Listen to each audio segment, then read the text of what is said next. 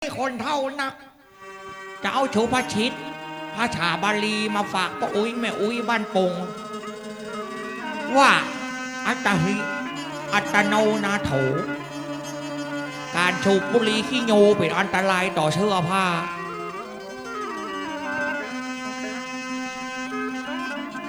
ถ้าใจหูคนเท่านี่40เนอะพอต่อ50ก็ได้อยู่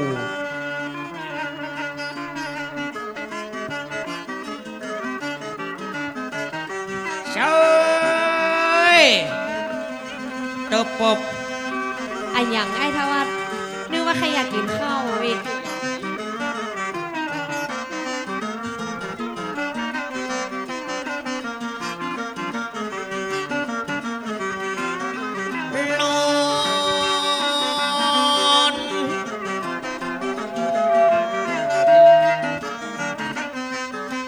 สารบูมิตรวงวานพร้อมนายกประพันธ์และก็อินกูนามีงานท่านนายกบัลละเจิดมาสปะจะสะเก้าดำหัว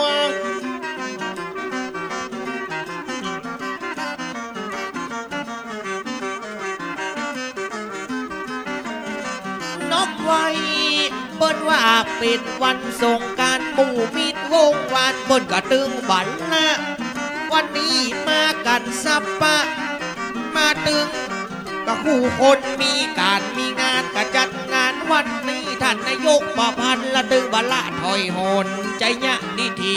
สิริมงคลละปีใหม่เมืองก็มาถึงแหมแล้วมาคบมาค่อยมาตึงมาถึงแหมแล้วเด้อแล้วจะจวนพองพันสาวจี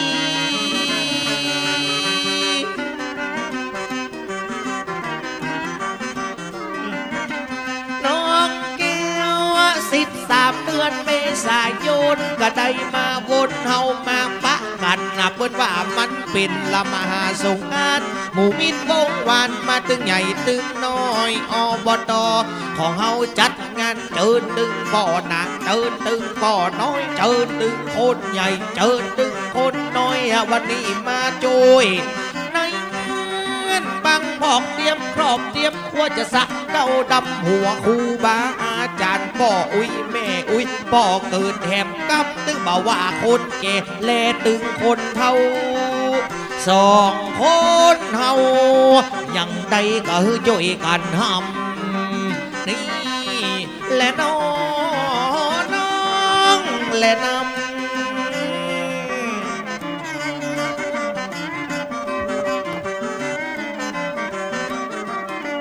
วันนี้เอาจังปีจังซึ้งไว้ตั้งหลังเด้อแม่อุ้ยเด้อ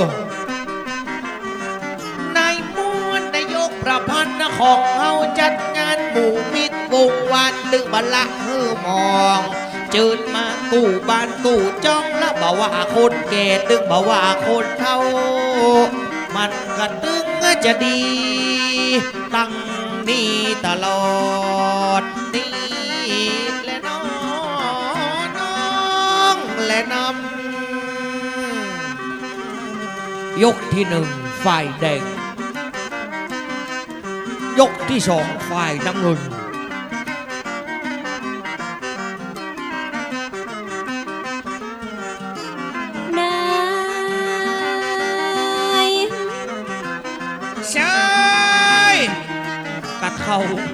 มือ10 นิ้วจะขอกราบทุน4ขอสวัสดีคุณพ่อคุณแม่ตึงบอกว่ากับคนเฒ่าคนแก่ท่านที่มีอาวุโสสูงอ่อนน้อมถ่อมตนตีนอ่อนมืออ่อน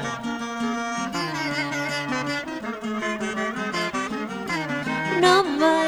มือ10 นิ้วจะขอกราบทุน4ขอสวัสดีคุณพ่อคุณแม่ตึงบอกว่าก็คนเฒ่าคนแก่ท่านนายกก็ท่านประธานมี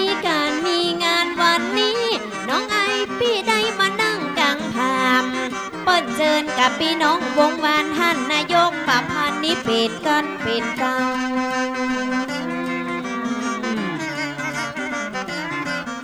อ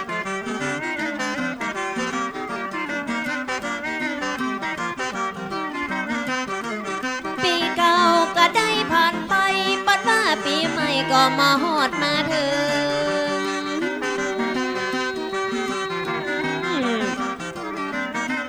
ปีแก้วปีเก่าก็ล่วงไปแล้วปีใหม่แก้วก็มาฮอดมาถึงท่านนายกป้อนยังมาลืมก็ได้ดำหัวคนเฒ่าเลือกเอาวันที่13จัดการจัดงานเฮือมันดีแต่เราบ่ว่าคนแก่คนเฒ่าก็เจิญเปิ้นเข้าตั้งในวันนี้13วันสังขารล่องไอ้กับน้องเฮือมันมดมันใส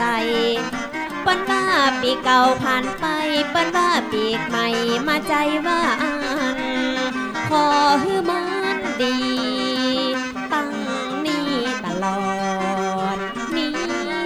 แหละน้อนะแหละนะแต่เจ้าไปพอนั้นล่ะสังขารล่องหันละตัวไอ้เท่าเว้ย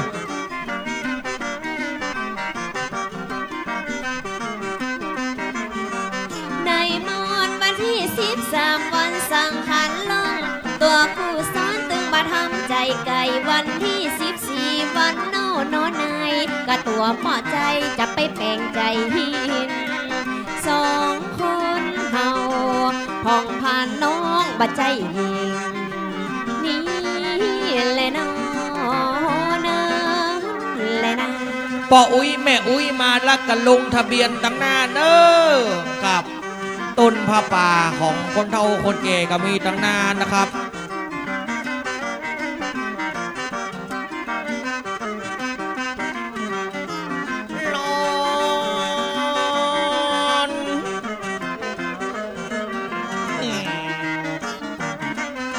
สวัสดีขอบคุณและสุขมาตัดอาจารย์ครูบาหมู่ศรัทธาโปรดทราบวงสายยายเหยียดมารวมกันเป็นเจ้าภาพผมจะขอน้อมกราบบาปมาสูญ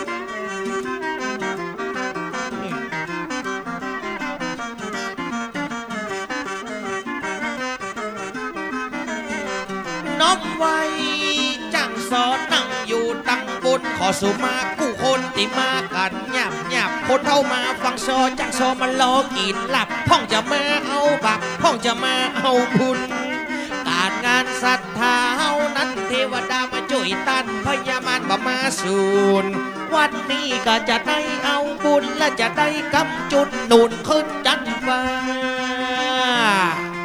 กตัญญูกตเวทิตาต่อผู้มีพระคุณ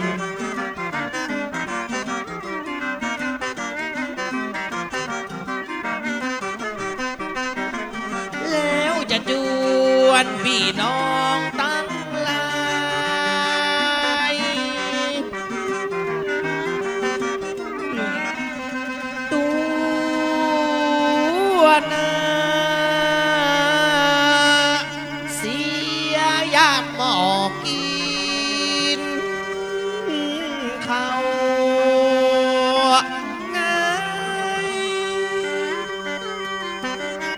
วันนี้วันดีสีใสเป่งว่าเป็นวันใจยะมงคลดีที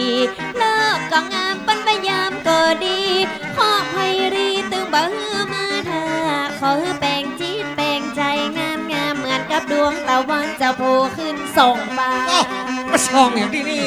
กตะวันมันออกตรงนี้หรอปุ้นกันใจเนื้อดีทีละสีใสสาวว่างวันปัญญาเจ้าจ้างจากนั่งเต้นคำเลืองวันนี้ละจะได้ลุ่งเรืองเจ้าบ้านเจ้าเมืองเจ้าพี่เจ้าน้อง13แล้วก็มีสายยนต์ละมหาสงกันมากันจนพร้อมมีตึงปีตึงน้องจะซะเต้าดำหัวปิดตามันตาเจ้าดำหัวผู้เฒ่าผู้แก่ผู้สูงอายุนะเจ้าป่ออุ้ยแม่อุ้ยละก็มาถึงแล้วเจิญไปลงทะเบียนตั้งหน้าก่อนนาได้หันหน้าหันตาปีมาเอามากันดีนี่เจิญเตอะป่ออุ้ยมานั่งตั้งหน้าเจิญเตอะแม่มานั่งกันในเต็นจีบเลยนะก็ขอสวัสดีคุณพ่อคุณแม่คนเฒ่าคนแก่มากันจัดลายวันนี้จังซอยนายกับป่อ วันนี้จัดการจัดงานพี่น้องวงวานภายในก็หูเจิญตึงคนลุงคนปู่เปิ้นเข้ามาอยู่ต่างใน คนเท่าคนเลยนั่งหลังปับชาวบาทเนอะ ก่อนว่าอีป้อก็มาถึงแล้วปีแก้วน้องแก้วไปฟังไปในลงทะเบียนจะบอกป้อใจตึงยิงคนใจหนุ่มเทอกเปิ้นบอกคือไปลงทะเบียน งานปืนเมืองก็ตึงม่วนแต่เรา ชุกอุ่นตุ่นใจ และน้อง จะขอไว้สาคนป้าคนแม่คนเฒ่าคนแก่อาวุโสสูงตึงบอกว่าคุณปู่คุณลุงกะซึ่งปัดเดินนั่งอยู่ตั้งจุดโต๊ะก็เข้ามาตั้งในบอกว่าเนื้อตั้งเอาหน้าวันนี้ตึงมาได้รอชาปะใส่อีลาเลยจวนขึ้นมาชอบ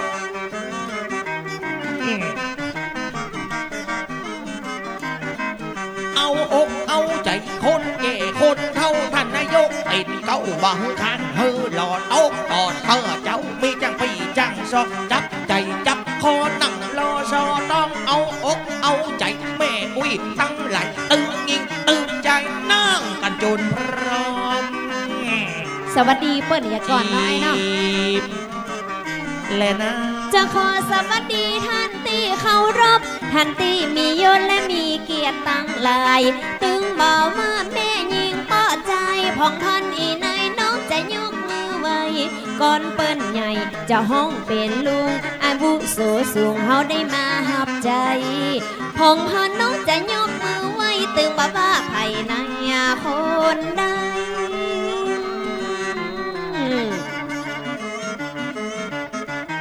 มีการมีงานต่อยกันวันนี้ไอปี้ตึงบัดทำใจไกลสวัสดีเสื้อขาวเสื้อลายตึงบ่ว่าคนใหญ่คนน้อยขับหมู่ขับหมวดตำรวจทหารข้าราชการและป้อนานป้อน้อยจีมนั่นแหละนะ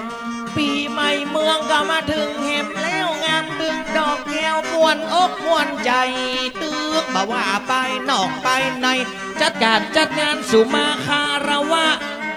วันนี้มีการมีงานนายกของเฮาเปิ้นบอกว่างบัลละจัดการเตรียมไว้สะปาจะสะเกาดำหัวของ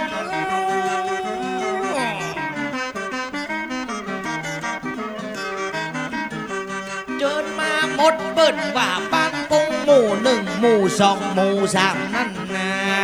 วันนี้มูลราชาธาปีป้าเอาตึงใหญ่ตึงน้อยเตรียมครอบเตรียมครัวไว้สะเก้าดำหัวปิดตามมันนาตึงป่อนานป่อน้อยจีมพอในกระตึงดี ปอนลักกระตึงบอลล่าสู่มาคาราบาวผู้อาวุโสสูงตึงบอกว่าคุณปู่คุณลุงมันเป็นหน้าบุญของจ้างซอจ้างจอยก็นำโดยนายกอบตเอาจ้างซอพองพันสาวน้อยก็ตึงทำวัดเป่าหน่อยเฮาได้มาจอยมาซอ เริ่มมาให้น้อยเลยเฮ้ย อะหยัง หงีบงอกหลอกอย่างย่างจ้าหน้าเหี่ยวระกัว สืบสานประเพณีปีใหม่แต่เล่าดำหัวคนเท่าโนนายวันนี้จังซอยิงใจ อีนายได้มานั่งอูท่านนายกประพันธ์จัดงานเปิ้นตึงหูกันภายในก็หู มีเงินเป็นล้านมาเต้ามีลูกหลานก็ตันอยู่ อะไรนะ เปิ้นว่าวันนี้เป็นลูกเป็นเต้าปิก จากกรุงเทพกับเมืองไกลบางพอกต่างประเทศนอนนายปิกมาหาป่อปิกมาหาแม่พ่องเอาเสื้อใหม่พ่องเอาผ้าใหม่ได้มาเยี่ยมมาใจมาแวปิกมากราบละอีป่ออีแม่ผู้มีพระคุณของเฮาวันนี้บริหารงานลูกเมืองจะได้หาหน้าปีใหม่เนี่ยเด้อบางพ่องลูกหลานไปทำงานอยู่ไกลหาเงินหาทองนำมานับมาลาย วันนี้ปิกตึงยิงใจ มาไว้พ่อแม่สองเย้ายังมาดีอกยังมาดีใจกับตึงพ่อแม่ของเฮานั้นเราจีมลูกเต้าได้ปีกมา กับป่าเพณีสืบกันเอาไว้ลูกหลานมันให้ก็จะได้สืบสานประเพณีปั้นมีมานานปีใหม่เมืองหรือว่าปีใหม่แก้วท่านนายกบัดทำใจไก่เอาใจใส่ก็ดีใจยิ่งแล้วบ้ามาอู้มาแอววันนี้ใจบ้าน ครับขอเชิญป้าอุ้ยมาอุ้ยลงทะเบียนแล้วมานั่งฟังชอไปเด้อ เปิ้นว่าปีไหนก็มีหนึ่งข้างปีกจองปีกบ้านเปิ้นว่าลูกหลานบางคนก็ไปทำงานตึงบอกว่าต้องไกลและไกลปีใหม่เมืองก็ไว้ปีขึ้นปั่นตึงบ่ลืมป่อไทยแม่ไทยจีนนั่นแหละนะ มีเงินเป็นล้านมาเต้าเฮามีลูกดีกะตะเวทีม่วนอกม่วนใจก่อนว่ากระสงการนอนนายเป็นลูกเป็นหลานก็ได้ก็ได้เกี่ยว มีเงินเป็นแสนก็ส่งตึกห้องบ้านมีลูกมีหลานเอาไว้ส่งไปเฮวจำเป็นก็ได้เกาะได้เกี่ยววันนี้ก็ตันอยู่ละกะตะเวที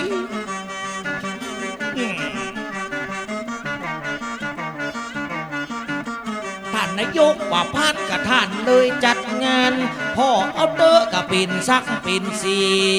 13นี่เป็นวันดีใจยะดีทีสีใสบาเศร้าดีบุกดีเบิกดีโปกดีไทยปีใหม่ก็มาถึงแล้วเราจีมและน้อง ปีใหม่เมืองเขาก็มาถึงแล้วเนาะดังหัวแม่พ่อป้าลุงนี่กันปั้นว่าปีใหม่สงกรานต์ปั้นว่าปีบานปั้นว่าปีใหม่จับปองห้องกำขันสลุงไปทำบุญต้อยกันจนควายจับปองห้องเอาเข้าตอกดอกไม้ต่างไปคู่เขาไว้ทำบุญ อย่างวันพุกนี่บ้านไอ้ายไม่จะโขนชายเขาวัดเนอะ เจ้ากะจ้าปังห้องคนใส่เข้าวัดนาบุญแต่ตักเข้ามาเกิดเมืองไก่เพราะว่าพี่น้องหญิงใจ ก็เกิดเจียงใหม่บ้านกว้างประเพณีส่งกันบ้านเฮาน้องสาวสืบกันไว้นั้น ก็ถือว่าเป็นวันครอบครัวแห่งชาติ และน้อง 13 เมษายนวันครอบครัวแห่งชาติรัฐบาลประกาศภายในก็หู้กันนะ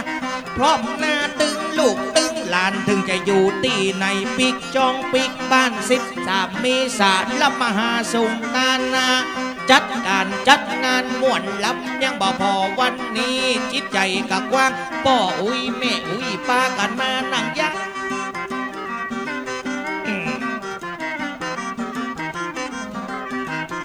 เปิ่นมีวันแม่เปิ่นมีวันป่อเปิ่นมีวันเด็กเฮาก็ได้เข้าใจ อันนี้เป็นวันคนเท่านอนนายจะบอกของพันว่าอันน่ะเป็นวันของคนเท่าคนแก่13อันนี้แน่ยังมาม่วนเจนลำนี่มีวันเด็กก็ต้องมีวันคนเท่าอะและน้อง กะจ้าปังห้องเอาข้าวตอกดอกไม้ยกมือไหว้แล้วก็ไปมือสาวันที่13สำคัญล่องแต่กาวันที่15วันไอ้ยังกันเจ้า 14ก่อนก้า วันผูกไอ้บอกเหมือนกัน บอกคือผ่องพันน้องเนาขนใส่เข้าวัด มาบอกข้าเจ้าปนห้องว่าวันเนาว่าจริงนะจริง วันเน่าหรือ วั วัน น ผู เน่าก เนาะ ครับ วันที่14วันที่14ปนว่าวันเน่าตัวคู่เฝ้าอู้กันจริงๆปนว่าห้ามด่าจังโซแม่ยิง มันเป็นความจริงน้องหมายจะอ้างก่อนว่าปอใจไอ้ด่าออกมาปากหาวัดนั้นกาตึงจะเน่าแต่เรา วันที่14ก็เป็นวันวาเลนไทน์ก้าพ่อพัง 14 เมษา อ๋อ ปัจจัยกุมภา 13 เดือนเม ษายนวันสังขารน้องไทยในกะหูกันนะ14วันผูกแหมวันเปิดห้องวันเนาหรือว่าวันเนาเป็นว่าคนใช้เข้าวัดเข้าว่าสืบทอดกันมาแต่เดิมแต่เก่า14เปิ้นว่าวันเนาวันที่15เป็นวันอย่างจัด15เป็นวันเหรอ วันพยาวัน วันพญาวัน14วันเนาหรือว่าวันเนาวันที่15เขาจะได้อูกันเปิ้นว่าวันพญาวันนะดีกว่าวันตั้งหลายดีบุกดีเบิกดีเปิดดีไทย15ไม่ชากัดดีแต่เนี่ยแต่งงานใหม่แปลงเฮือนใหม่เอาเนี่ยมาดูตั้งโจ วั ท น ย์ ที่14เปิ้นว่าวันเนา15นั้นเล่าตึงบอกไปไหน จะบอกจะจวนต่อใจไอ้เข้าไปทำบุญที่วัด วันที่15วันพญาวันเปิ้นตึงหูกันตัวกันแต่ตัก จะไปทำบุญในวันในวัดมันจะได้เป็นมงคลนะกับเฮาอีหรอวันที่15วันพญาวัน วันที่ปันบ้า15ตัวน้องลาก็จะเล่าไข่ปันป้อนห้องว่าวันพญาวานไปกินไปตาลกระดำหัวคนเท่าป้อนเหตุตั้งไม้กำโพงงานใหญ่งานโตจำต้องพูดเราวิหรอ 16นี่วันอย่าง วันที่16นี่วันปากปีไอ้ บนว่า15วันพญาวันวันที่16นี่เป็นวันปากปีเป็นวันละใจเนี่ยดิถีพ่องก็ได้ดำหัวคนแก่คนเฒ่าพ่องไปเหนือพ่องไปใต้ออกต่างบ้านต่างจองนั่นการแน่เล่าญาติมิตรสหายคนแก่คนเก่ามีตั้งใดละเฮาไปเต้า วันที่16นี่ประจักษ์แกงมนุน เองมาโนนเนาะ เจ้า ออกต่างจองต่างบ้านไปชักเอาดำหัวเหมือนกัน แม่นละ วันนี้13เมษาปีน้องเอาเฮาก็มาห่วมกันจัดการจัดงานตึงลูกตึงหลานนาจะได้สะเก้าดำหัว ถือว่าเป็นวันครอบครัวลูกหลานต่างเก้าปีกมาจนพร้อมจีมและน้อง เป็นประเพณีของกระบะเก่า16นั้นเล่าก็คือวันปากปี วันนี้ถือเป็นวันดีแม่ห้างสาวจีบไปในเชียงทัน เมื่อเจ้าป้อนจะแกงบ้านนูนจะกำจูอุดนูนฮือมั่งมูนตุนเตาปะเชื่อไปถาม คนแก่คนเฒ่าวันที่16นะวันดี ถ้าเก่งหยวกไม่ได้ครับผม ว่าบันได้มาไปเลยเพราะก็แกงมานูนไง มันนุน วันที่16ก็วันปากปี เพราะว่าวันนี้แล้วก็จะแกงบ้านหนุน จะได้กับจูอุดหนุน ก็ฮือรุ่งเรืองไปหน้า วันที่16ปากปีก็ได้ฝาดีบ่ฮือตกต่ำจ้า เก่งมันนุนเนาะ แกงมานุน ใช้ปะหิ้งได้ก่อน ใส่หยังก็ได้ใส่จิ้นหมูสมอ 15วันผ่านยาวันเขาว่า16เป็นวันปากปี17นูผ่องพันสาวจีเป็นวันละอย่างนอดเจ้าเป็นดีไข่ท้องไข่ถามปากปีปากเดือนปากวันนั้นเราวันนี้ตึงแก่ตึงเทาเปิ้นปากันมาขอเจิญตังได้ วันที่17มีไหมแม่ ปากเดือนกันเนาะแม่เนาะขนาด16สูว่าวันปากปี17ต้องเป็นวันปากเดือน18ต้องเป็นวันปากวันแม่นก่อของพันสาวเจ้าประเพณีสืบกันมาเมินวันนี้สืบทอดต่อไปจี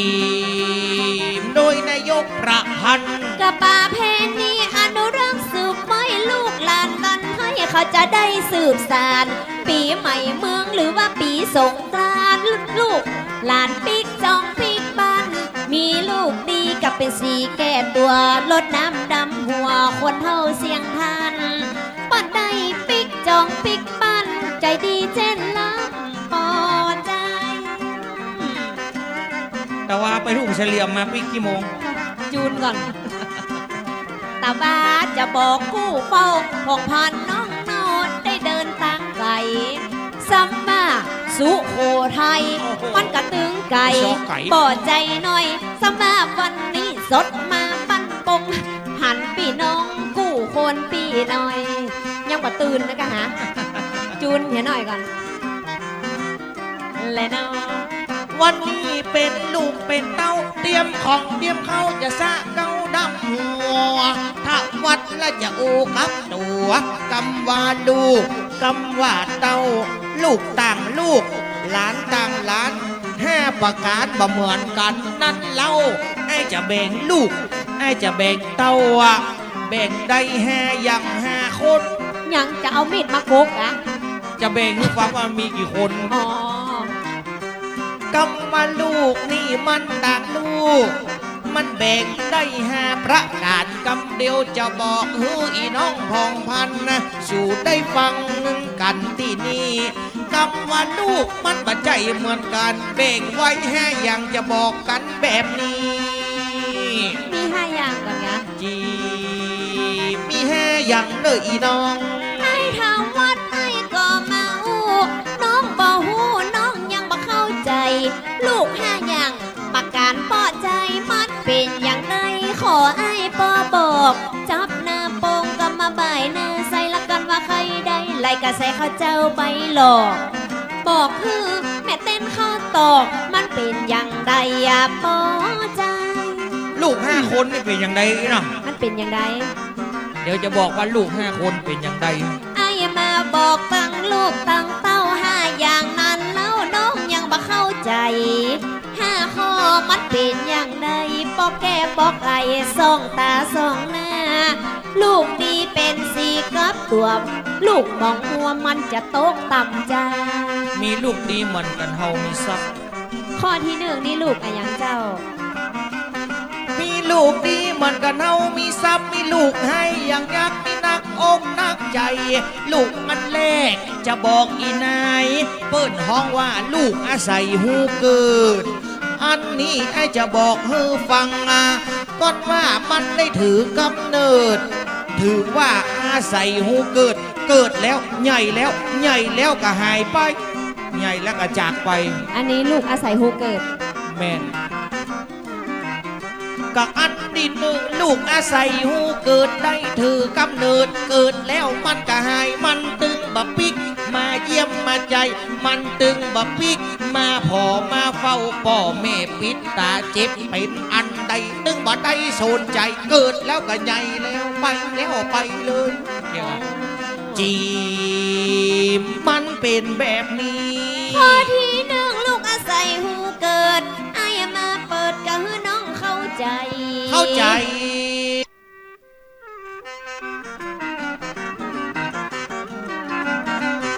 ันที่หนึ่งลูกอาศัยหูเกิดอันที่สองลูกประเสริฐหูกูลให้เขาจับบอกคือแม่จีดอกอุนหูกุลของพ่อของแม่ยามเมื่อปีใหม่ชงกันเอาเข้าของเงินคำแล้วก็ได้มาแวะเสื้อใหม่ผ้าใหม่เฮ้ยพ่ออีแม่ชะเกาดำหัวผู้มีบุญคุณอันนี้ลูกประเสริฐหูกุลอย่างกับบ้านปงท่านนายกเป็นเก้าพร้อมรองนายกอามากวงหลวงไหลกะตันอยู่กับพี่น้องยิงใจเบาว่าคนแก่คนเฒ่าเปิ้นได้จัดการจัดงานหดน้ำดำหัวกับมาดีแต่เรานี่คือลูกประเสริฐหูกุลจีบลูกประเสริฐหูกุลข้อที่หนึ่งก็อาศัยหูเกิดลูกประเสริฐนี่คือข้อที่สองไอ้มาบอกสาวน้อยจอมตองบ่เฮอได้มองเสียงอย่างเสียงทันยกตัวอย่างนายกของเฮาน้องสาวใครอวดใครอ้างป้อนจัดงานหนึ่งครั้งดำหัวผู้คนอาจารย์ครูบาตัวเจ้าภูมิปัญญาละนาก็มีอันนี้คือลูกประเสริฐดีล้ำเลิศผู้แห่งผู้หนในเขตบ้านว่าตำบลบ้านปงของเฮาว่าอัน นนี้คือกับหลังหันคือลูกหลานของบ้านเฮานั้น ปิดบ้านหมดปีใหม่เมืองนี่นะ จริงและเนาะ เปิ้นว่าลูกกันนี่มันต่างลูก ลูกดีได้เกลือได้หนุน ลูกที่สองลูกประเสริฐหูคุณลูกที่สามลูกพวงบุญคุณพ่อแม่ไอ้เขาและจะอธิบายถ้าเป็นลูกแบบนี้คนได้ก็ว่าแย่ทวงคุณพ่อแล้วก็ทวงคุณแม่สูกระสองเท่ากินกับหากูโคตรดอก อันนี้ลูกก็ดีเนาะ บ่ต้องมาปากอยู่ในวันนี้กินก็ไผ่บ่ต้องมาอู้บ่ต้องมาจมนัก เป็นเงินเป็นทองกวนอีแม่กินก็ไผ่กินกับแฮบ่ใจซอกหาคนเดียวเต่าอันเลี้ยงลูกเลี้ยงเมียแล้วก็ยังบอกว่าจะเลี้ยงแม่เลี้ยงบอกตุ้ใจเจนลำนั่นเดือดร้อนพวงบุญคุณพ่อแม่ และน้อง ก็ลูกควงคุณพ่อแม่อะยังมาแย่เฮียเป็นนักเป็นนาพ่อแม่เลี้ยงเจ้าใหญ่มาบ่เอ็นดูก็ต้องบ่เจ้า อันนี้มันบ่หูคูณตกต่างไปรู้จะแยกอย่างใดกันเล่าบ่นับถือพ่อแม่สองเจ้า มันจะเข้าว่าตับมารา อย่างพองพันเนี่ยก็หาได้ โอ้ว่าไปเลย อย่าไปปากนักเนี่ย พวงคูณตั้งป้อตึงแม่อะยังมาแย่เฮียเป็นนักเป็นนาป้อเลี้ยงลูกเต้าใหญ่มาปิดตามันดาเลี้ยงดูพ่อโฟมันตึงบ่หูคุณหูกูนตกต่างไปลุมตึงบัดดีแต่เรา เนี่ยลุงพวงบัวคุณพ่อแม่ จิม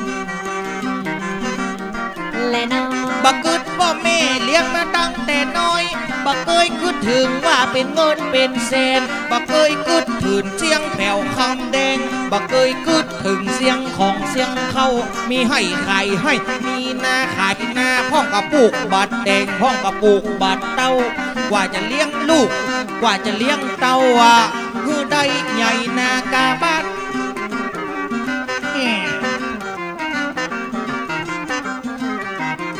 บักกองใหญ่แล้วมาทำจองห้องขึ้นเป็นเงินเป็นทองบักให้ยื่นไข่ปันนะบักพ่อก้อยพ่อแม่แถมกำเจ็บป่วยอันใดละบ่พอบ่เฝ้าบ่เสียงกายยุกละบ่เสียงกายยาละบ่ได้สนใจอันนี้บ่ดีแต่เรา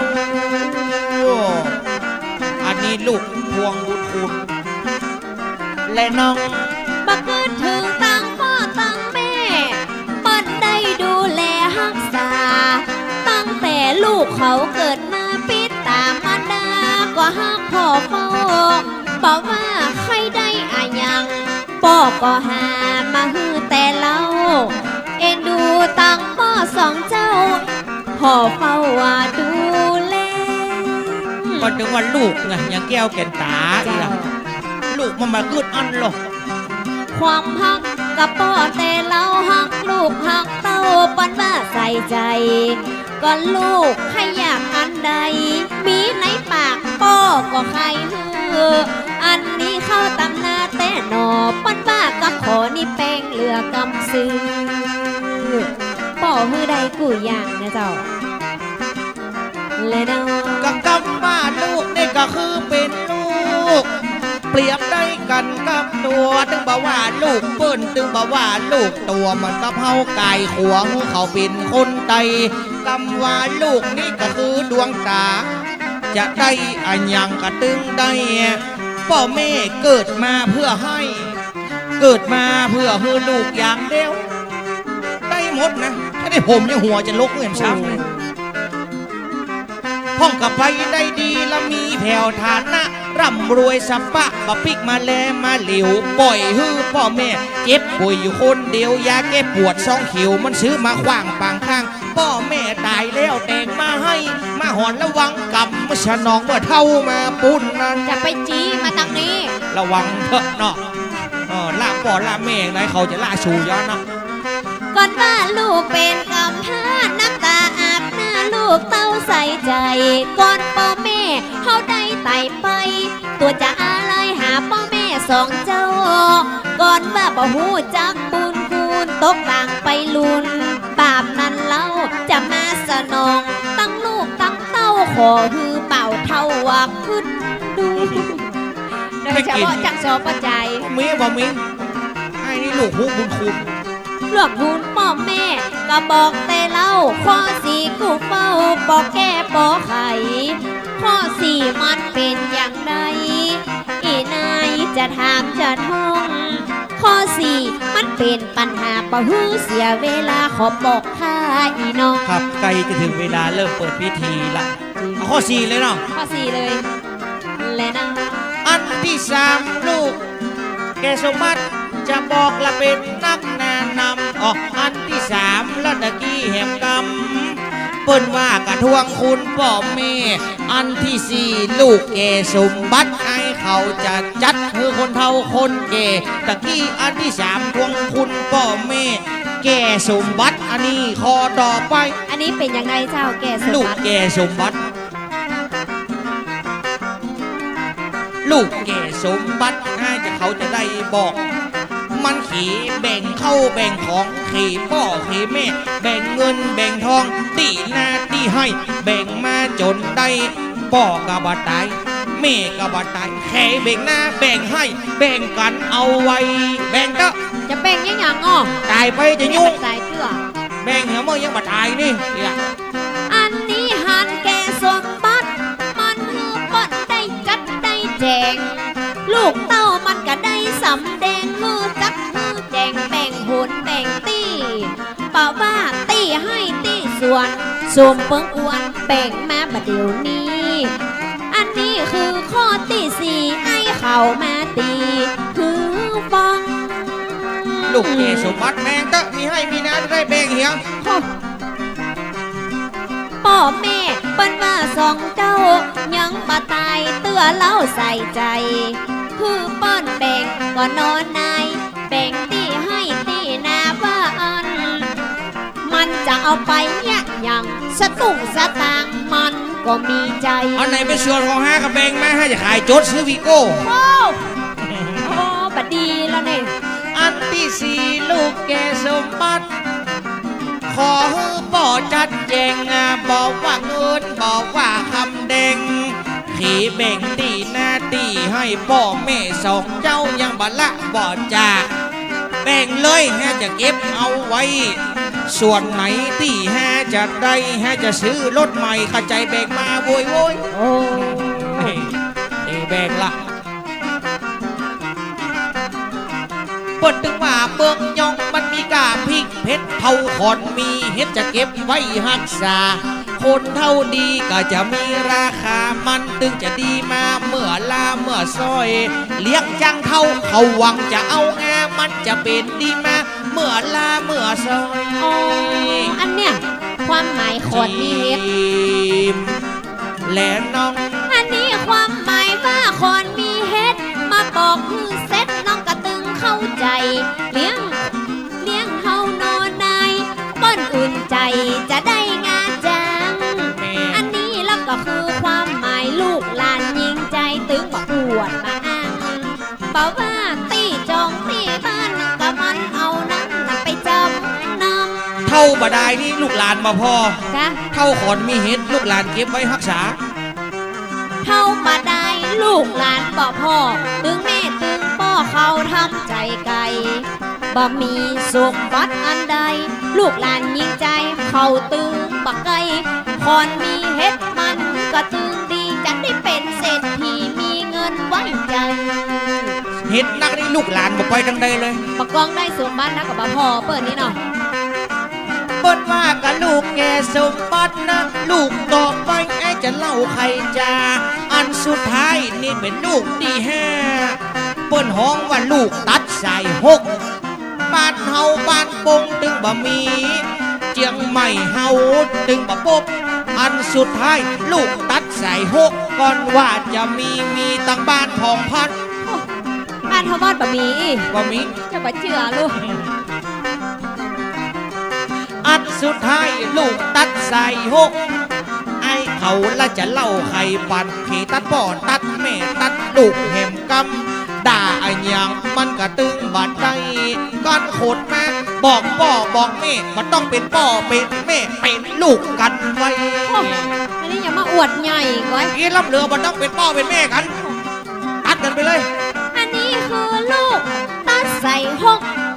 นรกมันจะกินหัวน้ำเมืองเลิกคำมาตื้อไก่หัว เหมือนอย่างตัวปีไอ้ทำวัด จะไปอู้มันเนี่ยป่ายังมันตึงหลังและบะพีกายักมันตึงบ่เข้าว่าเขาวัดมันก็เอาตินซัดหน้ามันได้กัน ลูกตาใสหก โอ้บัดดีแต่ อู้อย่างมันได้โคนนี่จะลงเฮือนไอ้นัดพ่อนัดแม่ ก่อนบ้าพ่อแม่เปิ้นสั่งเปิ้นสอน มันจองห้องเปิ้นเหมือนกัน อันนี้มันก็ห้องลุงลังบ่หูจักคุณบินดาว่าอัน ตัดพ่อตัดแม่ใส่ใจมันตึงมาอะไรหาพ่อแม่แถมซ้ ครับลูกตัดใส่หกลูกชุดท้ายลูกที่ห้า ำและน้อง บัดว่าบัดเดียวก็ถึงเวลาแล้วเสียงซอเจียวเจียวจะเอาไว้ทีหลัง จะเข้าสู่พิธีการนายกประพันธ์ท่านก็มาพร้อมแล้ว วันนี้ตั้งเทศบาลพร้อมกันจิตใจพ่องแผ้ววันนี้วันแสงวันนี้วันแก้วกตัญญูกตเวทีนา เจ้า